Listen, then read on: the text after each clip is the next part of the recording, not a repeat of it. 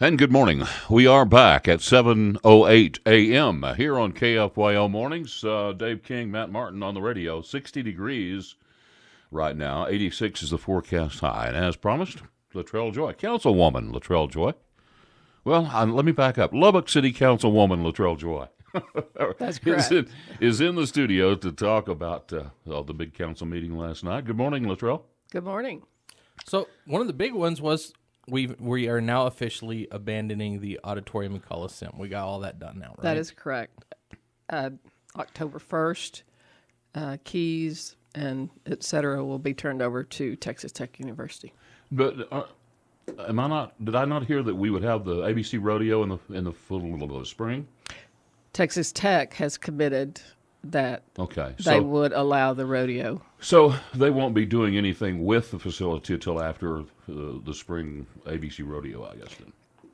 There would be no demolition. Yeah. Okay. Well, is that, what's your view? Is that a good thing? Has this been a good thing or not for Lubbock? It's a good thing. It's difficult for people, particularly those of us who have been around for a while and have had events at the Coliseum and the auditorium, but no, it's a good thing for Lubbock. Well, it was a Lubbock icon. There wasn't anything like it for hundreds and hundreds of miles. That's correct. So and it served us well. It did serve us well. I think it did. No. So what else happened at the city council last night? We had lots of zone cases, and those involved different types of zoning, and we had the scooter ordinance. We have an ordinance. It did not include scooters, and so we amended the ordinance that we have to allow scooters, but under certain conditions and requirements. So the scooter vendors, if that's the proper term, will have to have a permit now to operate. Is that correct? That's correct. But at this point in time, we are waiting on Texas Tech to select a vendor. Uh-huh. They're going to select one, and it does require, scooters require that we have a higher education institution to sign on. Yeah. So and I don't know, but is there anything else in Lubbock that requires Texas Tech or another higher education institution to approve it before the city council will approve it? Not that I'm aware. So what made the city council move that direction with the scooters? Well, we knew that they were probably coming if you read the news and keep up with the news. And so we started to amend our ordinance so that we'd be ready to go, because there are permitting fees and there are fees, for putting your scooter in the wrong place. And there's fees for scooters that are not permitted for actions to be taken. There's insurance required, those kinds of things. And so we got ours ready in anticipation that Texas Tech was going to select a vendor. They've just not done that yet. They didn't do it fast enough for the well, the you company. can say that. I probably can't, but Well, no, I just mean the company came in before any of the road was paved for that, I guess. That's correct, and that's part of their business model is they come in and drop those scooters off before they have an agreement. So it makes a difficult situation, because right now those scooters that are sitting all over the city are illegal. Yeah. So does this mean that if other higher learning institutions can also make agreements with scooter companies as well, and then Lubbock will allow them to have a permit? That's like correct. LCU, Lubbock Christian, South Plains College, Wayland, any of those could do the same. Okay. Well, at the council meeting, of course, last night, and I'm reading from everythinglubbock.com, says that you discussed zoning change that would move the ICE office, Immigration Customs Enforcement Office, from downtown to a new facility in North Lubbock, but for the second time that idea met with some opposition. So tell us, what is the facility and what is the opposition to moving them out in North Lubbock? Well, currently that office is in the federal building, and I think they needed additional space. and I'm sure there's some other issues, but there is a building that at one time, I'm trying to remember, it was a city facility at one time, but it's been vacant for several years, and so it required a zone change in order for them to place the facility there. It's supposed to be a processing center. It is not a political issue for me. It is for a lot of the people who spoke. It was a political issue, but it was a zone case for us. And so what it really came down to is you had opposition from people who live in the area, and they were not happy that it would have. Okay, so basically, it's just the people in that area didn't want that ICE facility there because, I guess, of all the traffic that they expected to be going through there. They didn't want it in their community. I think that's part of it, but because it's a zone case, you look at what the surrounding uses are, its compatibility, that sort of thing. You know, for me, the only concern that I really had and I voiced was, once the facility is there, what effect would it have on the other uses? Because there's a lot of vacant property over there. Yeah. So it was a difficult situation. It had been before planning and zoning twice. This was the second time before the council. But we did have a lot of opposition. So it went in from this. It went before planning and zoning twice. The first time they voted for it. The second time they voted against it. What changed during that time? Do you know? I attended that planning and zoning meeting, and my understanding is they had a concern because it had come to us once previously, and then secondly, there are some residences in that area, and those were the two reasons that were given at the meeting. Okay. Okay, well, did you want to follow up on that, Matt? Yeah. On that one, the one question I had was, what about the property owner? It's been vacant for a long period of time. Did they have any input in that as far as what they wanted to do with their own property? They did. And each time I think they got better at presenting their information. I think the first time they really did not present as much information as they probably could have. This time they really did. You know, they added photos and that sort of thing. There was one question asked by a council member last night if they had visited with other property owners in the area, and I believe they identified one that they had visited with. You know, in these zone cases, it's really important that they visit with owners of the other properties to see if you can work something out, or you can provide information that might cause them not to be opposed. But they had not done that. Okay. So let's take a break here. I was just going to say, does ICE have a backup plan for another facility in another location at this time? I'm not privy to that information at all. Okay, 7:16 a.m., and we're visiting with Councilwoman Latrelle Joy about the last night's City Council meeting. And we'll take a quick break and be back with more after this. And we're back here at 7:22 a.m. Dave King and Matt Martin here on KFYO Radio, and this morning in the studio, Lubbock City Councilwoman Latrelle Joy. Latrelle, we did have some texters this morning. One says, will the city, I suppose this is in reference to the scooters, the situation where correct me if I'm wrong, the city council ruled that the scooter companies will have to have a permit to operate. That's correct. Texas Tech will choose what company they want, and there will only be one. A higher education. We have a texter that says, will the city regulate giving a buddy a ride next? What if they give me gas money? I'll need a tax on that. Am I right? Okay. Well, I think the purpose, Jesse, of regulating the scooter companies is so that there is some semblance of order, and we don't have scooters and dozens of different companies, scooters littering the city everywhere. Am I right? That's correct. Yes. Or parked in places on the right-of-way where they should not be, exactly. Such as blocking the handicap access.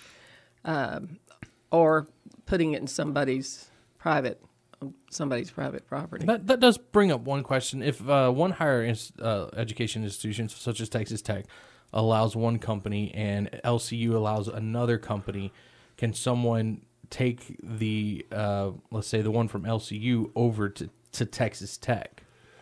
Or do you have to have a permit with Texas Tech to have it on the campus? You have to have a permit with Texas Tech to have it on the campus. Okay. And so in that circumstance, would the company be fined or would it be the person who left it there? I don't know that for sure. My speculation would be that it would be the company. Okay. Another texter says, what about the city paying $50,000 in maintenance fees after October on the Coliseum? There is no $50,000 in maintenance fees After October. after October. I don't know if they're referring to. Yeah, I don't either. I think there's a provision where when the transfer, the deed is done, there's a title policy, and we're going to pay 50% of that. But other than that, I'm not aware of any. I think maintenance. From what I read, the only thing that the city's going to be responsible for is, what was it, for police and stuff for anything that happens at the facility? No, only through the end of the football season. Oh, okay. Because the city provides police for the football games. That's the only thing that would continue until the last game. Okay. Another texter says, why is it okay for scooters to be vended from or on a public sidewalk without having a base location and address? Is it okay for anyone to sell their product on nonprofit scooters to be ridden on tech sidewalks? No. Okay.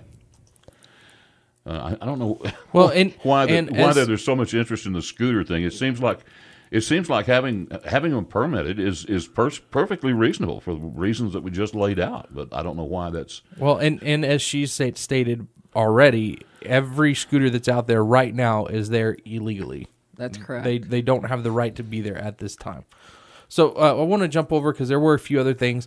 Dogs allowed in outdoor dining areas was something we talked about at last council meeting. I guess y'all did the second reading this time. We did the second reading, and we amended so that the owner, and the way that works is the owner gets to decide whether they want to allow it or not.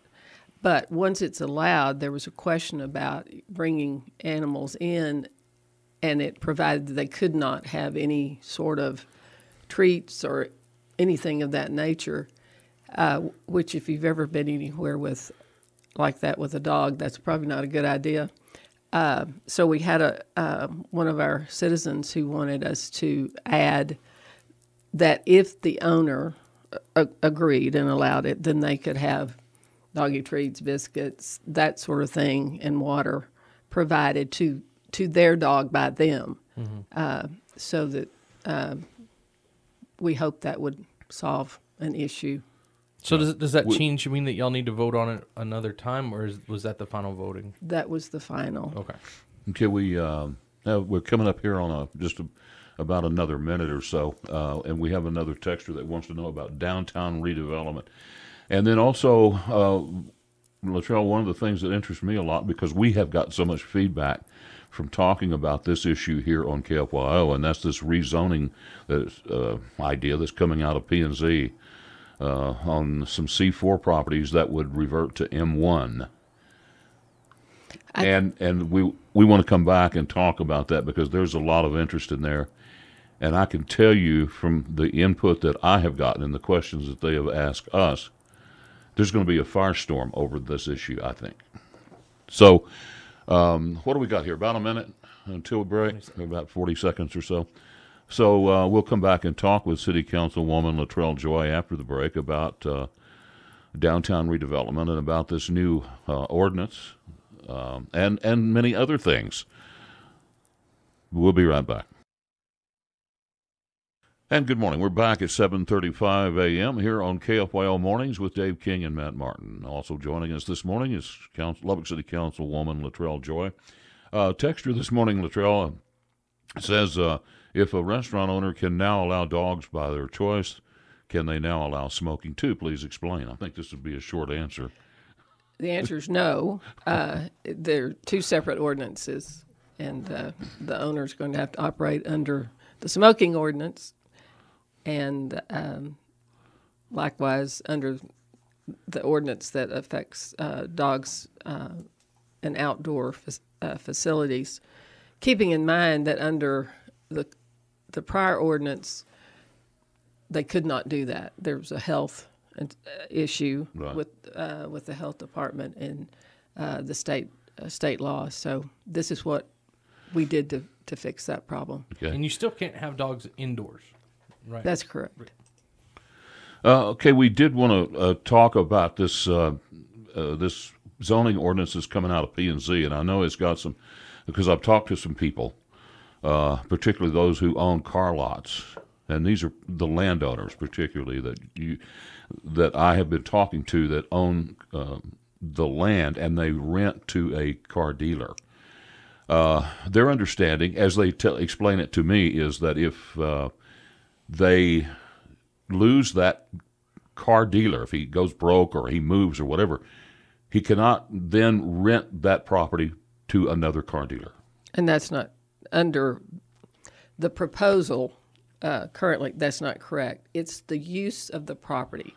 Only if the use of the property changed. In other words, What does that mean? that means let's say that it's no longer going to be a used car Okay. facility. Yeah. And they wanted to put in, let's say, a Whataburger. That's a change of use. Okay. So as long as he has another car dealer come in and occupy that space, he doesn't lose. Okay. So this is about changing C4 to M1. Well, So are you telling me that a car dealer leaves and he wants to build a Whataburger, he will not be able to because it is changed to an M1? no. What he'll have to do is come in and ask for a zone change Okay. if it doesn't fit. What the proposal was that some of the uses in C4 would be moved to M1 and M2.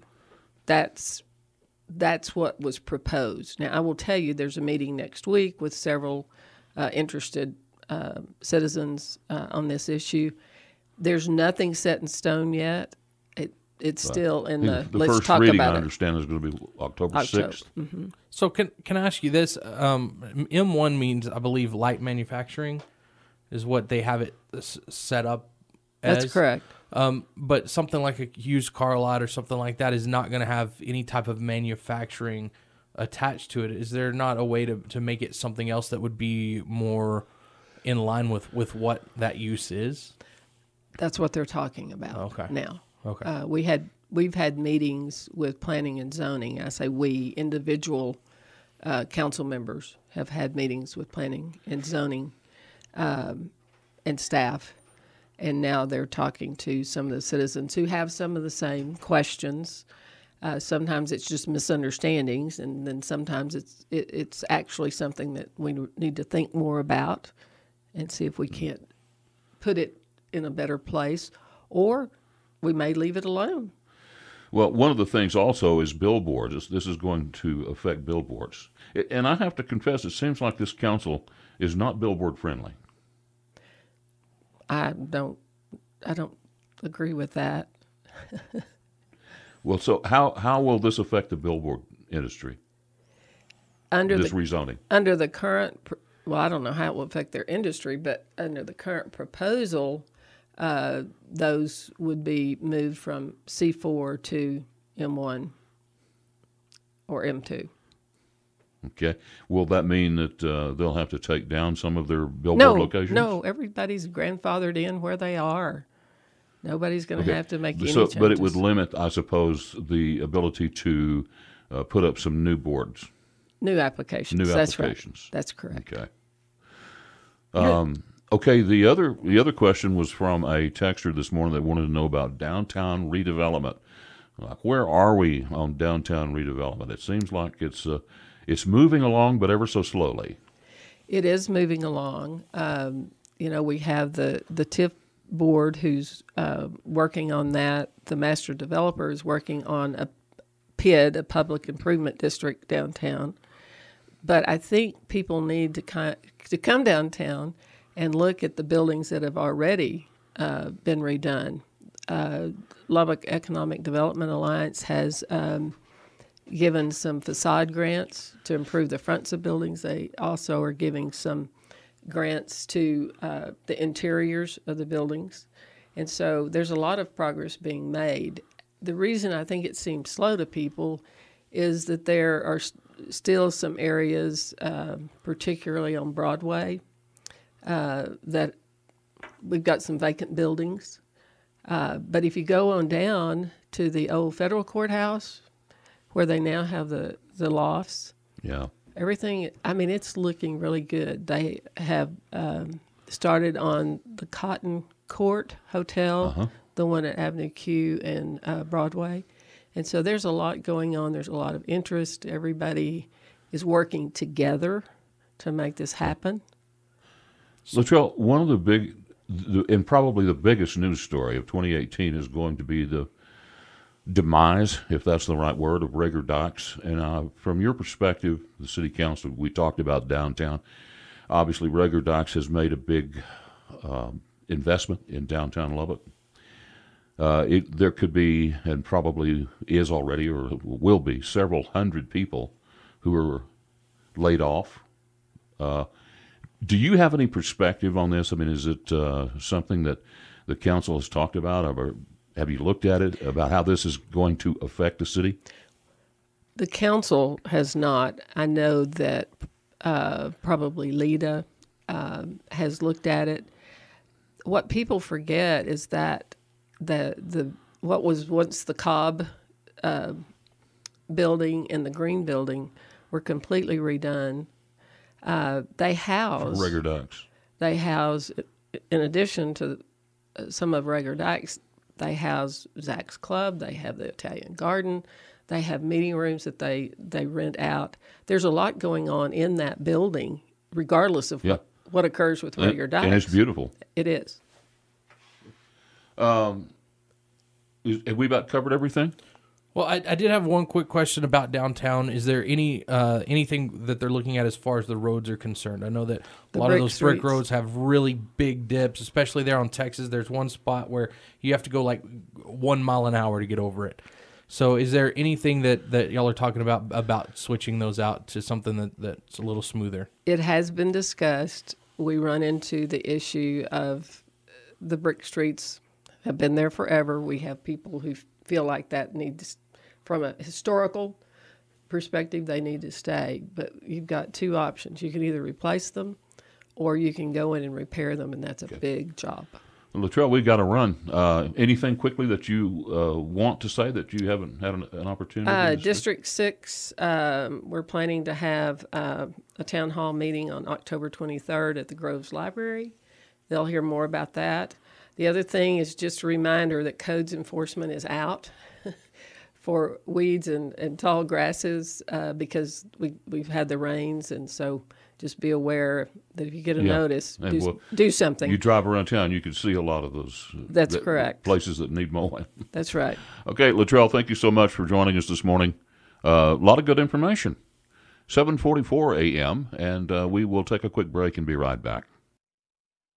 We've just decided to hold Latrelle Joy over for because we came up with more questions. Well, more issues anyway. More issues.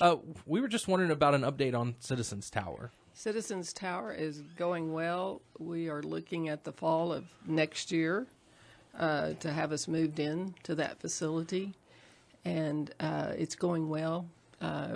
If you look at it, we're making progress. It's going to be a fantastic facility for the citizens of Lubbock. A lot of our departments will be moved into that facility. Some of them are out and all over the city. Lubbock Power and Light will be moved into the facility, and they will have their own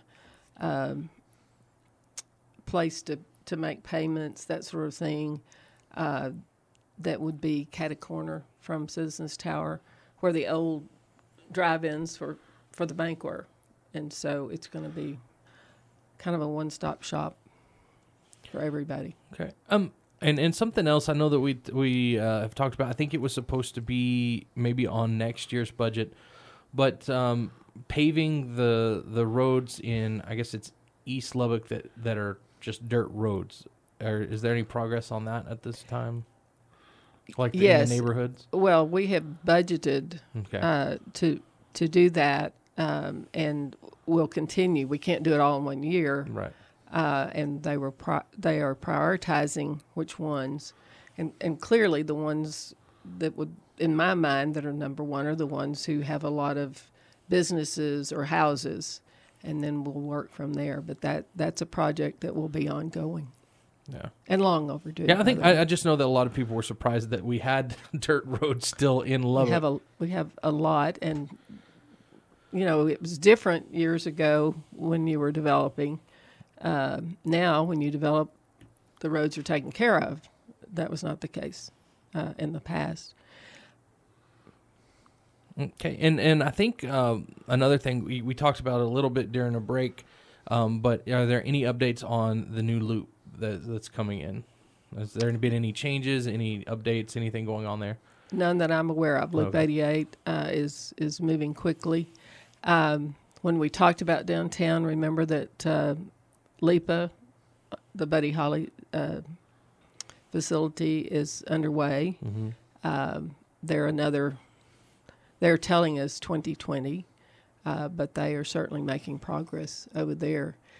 Lubbock will have a different look. It's neat watching we'll it go have up a different too. Look. It's they had 2 cranes; they're down to 1. So yeah. Well, sometimes you can judge a city by the number of cranes it has, and lately we've had a lot. Quite a few. Well, it's going to be a world-class facility, isn't it? That's my understanding. Yeah. Any more thought to the or talk about the potential of building a hotel next to the Civic Center? There's still talk, but that's all there is currently. No. But remember, in order to use those tax monies to do that, we're on a time schedule. We can't just decide 2 years from now. If we're going to do it, we're going to have to do it within the next, probably the next year, make a decision. There was, I guess, continues to be some pushback by the citizens about the city getting involved in, a commercial venture? Well, look at the Overton. Yep. We already are. Okay. To what extent are they in the Overton? Well, we have the side of it that is the convention side of it. Obviously, the hotel is its own entity. But, yeah, and that's been a number of years now. Has that been successful? Yes, it has.